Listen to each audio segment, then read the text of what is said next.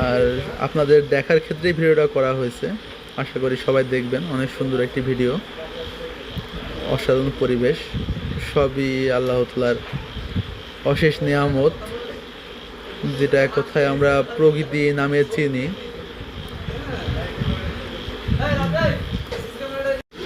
সব কিছু ঠিক ছিল, তবে কিছু কিছু জায়গায় অনেক ভাঙাচোরা, এটা একটু কষ্টকর লাগছে।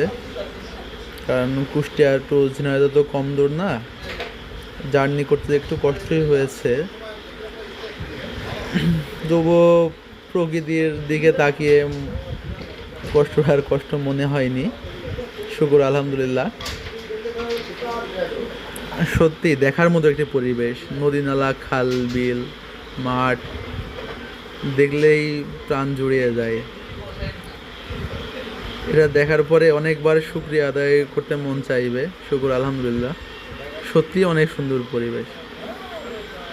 না দেখলে বা না গেলে হয়তো বা বোঝা যেত না। অনেক দিন পরে বাইকে ট্যুর দিলাম,